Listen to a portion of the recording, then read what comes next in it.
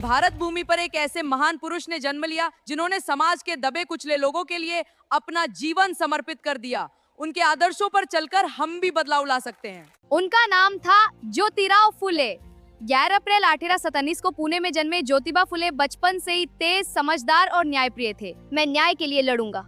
उनका परिवार साधारण था, लेकिन सोच बहुत ऊंची थी। उस समय समाज में ऊंच नीच, जात पात और भेदभाव बहुत था, लेकिन इस महापुरुष ने सभी को एकजुट किया। गरीबों और दलितों को पढ़ने का अधिकार नहीं था, महिलाओं को शिक्षा से दूर रखा जाता था।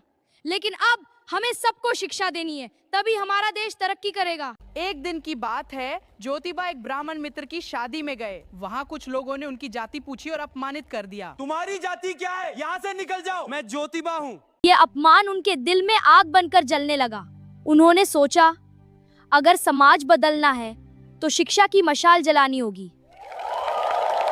फिर शुरू हुआ संघर्ष। ज्योतिबा ने अपनी पत्नी सावित्रीबाई फुले को पढ़ाना शुरू किया। उस दौर में ये बहुत बड़ा कदम था। मैं सीखूंगी। और यही शुरुआत थी बदलाव की। लोग ताने देते थे, पत्थर फेंकते थे, कीचड़ उछालते थे, लेकिन ज्योतिबा और सावित्रीबाई रुके नहीं।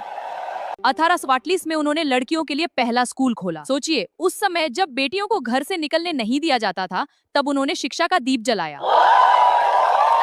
भारत भूमि पर एक ऐसे महान पुरुष ने जन्म लिया जिन्होंने समाज के बेकुचले लोगों के लिए अपना जीवन समर्पित कर दिया। यहाँ पर खोती जा रही, रोज स्कूल रास्ते लोगों रास्ते गाड़ी लेकर चलते, लेकिन वे एक दूसरे सच का बदलती और बच्चियों को पढ़ा। ये सिर्फ स्कूल नहीं था, ये क्रांति थी।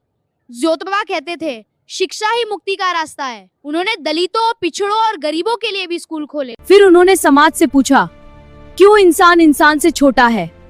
क्यों जन्म से सम्मान तय होता है? उनकी आवाज क्रांति बन गई। 1837 में उन्होंने सत्यशोधक समाज की स्थापना की। सत्य की खोज, समानता की बात, न्याय की आवाज, यही उसका उद्देश्य था। भारत भूमि पर लिया एक ने समाज के दबे कुचले के लिए अपना जीवन समर्पित कर दिया। उन्होंने बाल विवाह का विरोध किया, विधवा विवाह का समर्थन किया, छुआछूत के खिलाफ आंदोलन चलाया। एक बार अकाल पड़ा, लोग भूखे थे।